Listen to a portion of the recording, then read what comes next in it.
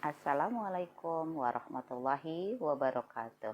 Apa kabarnya hari ini anak-anak? Semoga kalian dalam keadaan sehat walafiat dan tidak kurang suatu apapun. Juga semangat ya untuk menerima materi hari ini. Apa materi kita hari ini? Sebelum kita mulai ke bahasan berikutnya, marilah kita sama-sama membaca basmalah. Bismillahirrahmanirrahim. Baik anak-anak, untuk materi hari ini Ibu akan sebutkan dulu apa yang akan kita pelajari, yaitu tentang sejarah diturunkannya Al-Quran, pengertian Al-Quran, bukti kebenaran Al-Quran, isi pokok kandungan Al-Quran, dan keistimewaan Al-Quran sebagai mukjizat. Ya, baik, sudah siap? Sejarah diturunkan Al-Quran. Allah menurunkan Al-Quran kepada Nabi Muhammad SAW selama 23 tahun melalui malaikat Jibril alaihissalam secara berangsur-angsur. Jadi tidak sekaligus. Ya. Al-Quran diturunkan bertepatan dengan tanggal 17 Ramadan 610 Masehi. Pada kali ini para ulama menetapkan dua tahapan atau dua fase bukti diturunkannya Al-Quran. Yang pertama yaitu pada fase Makkiyah. Pada fase ini Al-Quran diturunkan selama 13 tahun. Dan terdapat 86 surah atau 86 surat yang ada di fase Makkah.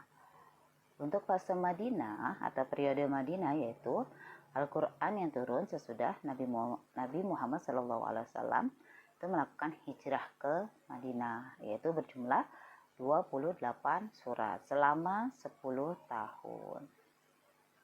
Baik, berikutnya yaitu mengenai tentang pengertian Al-Quran. Apa itu Al-Quran? Al-Quran secara bahasa yaitu berasal dari kata qara'a yaqra'u Qur'anan, yang artinya bacaan atau dibaca. Adapun menurut istilah, Al-Quran yaitu kalam Allah yang diturunkan kepada Nabi Muhammad SAW sebagai mukjizatnya, dan bagi yang membacanya akan mendapatkan pahala dari huruf Al-Quran tersebut. Dan Allah akan melipat gandakan menjadi 10 kali lipat untuk yang membaca Al-Quran. Al-Quran memiliki beberapa macam nama. Di antaranya adalah Al-Kitab yang artinya kitab. Yang kedua adalah Az-Zikr yang artinya peringatan. Karena banyak sekali terdapat ayat-ayat untuk memperingati atau memperingatkan manusia.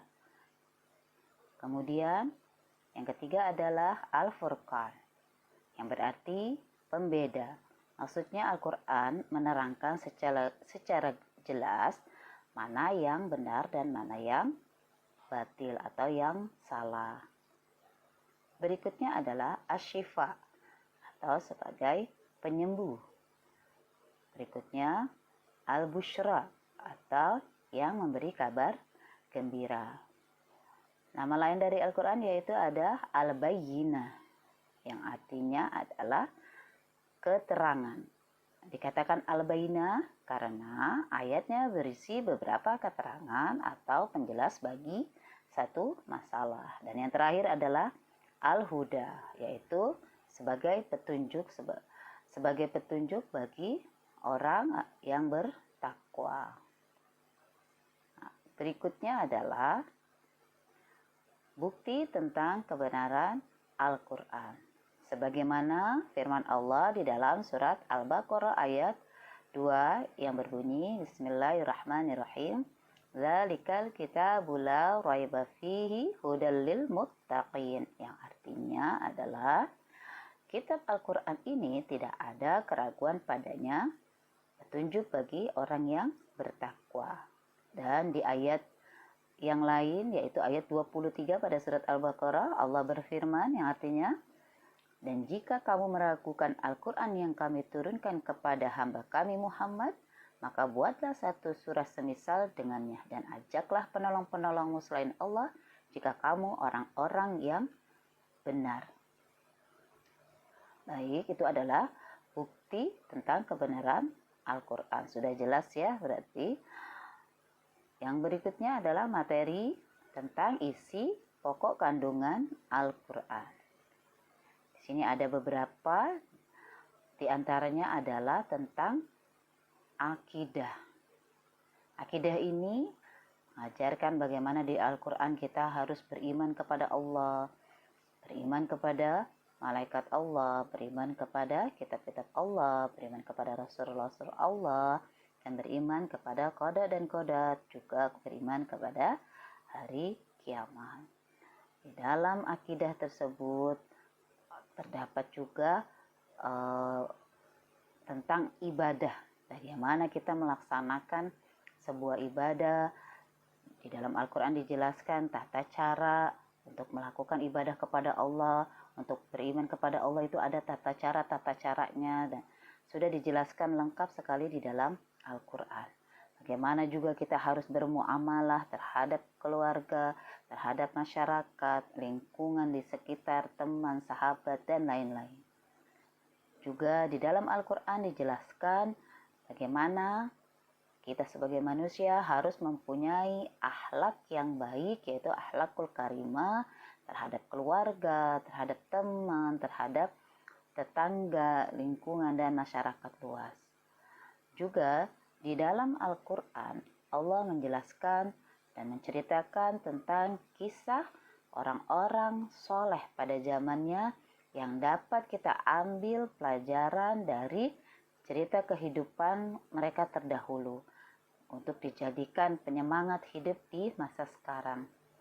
Berikutnya adalah mengenai syariat. Syariat adalah aturan-aturan yang akan kita gunakan sebagai batasan-batasan bahwa beribadah, bermuamalah, berakidah itu mempunyai cara-cara dan peraturan tersendiri yang tidak boleh kita lewati karena sudah ditentukan oleh Al-Quran. Baik anak-anak, berikutnya materi kita pada kali ini adalah tentang keistimewaan Al-Quran. Al-Quran itu banyak sekali mempunyai keistimewaan. Salah satunya adalah di antara ini Ibu sebutkan beberapa, yaitu bahwa Al-Quran itu tetap terjaga dari tasrif atau perubahan dan tabdil atau penggantian. Artinya bahwa Al-Quran tidak akan pernah berubah dan diubah oleh siapapun karena Allah langsung yang menjaganya. Kemudian keistimewaan Al-Quran itu adalah isi kandungannya lengkap, mampu menjawab segala macam persoalan problematika manusia pada kehidupan sekarang, dari dulu sampai sekarang itu kalau permasalahan bisa diselesaikan dengan Al-Quran. Jadi jangan meminta kepada yang lain. Bukalah Al-Quran, bacalah dan mohon petunjuk kepada Allah. Berikutnya adalah keistimewaan Al-Quran, yaitu Al-Quran mempunyai susunan bahasa yang sangat indah. Tidak ada syair manapun, tidak ada bahasa manapun yang dapat menandingi keindahan bahasa yang ada di Al-Quran. Untuk keistimewaan Al-Quran yang lain yaitu adalah bahwa Al-Quran mudah sekali dihafal berbagai golongan, yaitu mulai dari anak-anak, mulai dari remaja, orang dewasa, bahkan orang tua sekalipun dapat menghafal dengan baik. Ya. Jadi apapun kalau kita sudah niatkan, insya Allah pasti akan bisa hafal. Jadi jangan pernah ragu, walaupun belum bisa membaca Al-Quran, tetap semangat karena Al-Quran gampang dan mudah sekali untuk dihafal atau dicerna karena bahasanya yang begitu indah. Baik anak-anak, sampai di sini dulu materi yang Ibu berikan. Semoga kalian paham dan tetap semangat menjalankan aktivitas. Jangan lupa ngaji dan menjalankan sholat 5 waktu. Tetap semangat, Ibu akhiri. Billahi taufiq wal hidayah. Wassalamualaikum warahmatullahi wabarakatuh.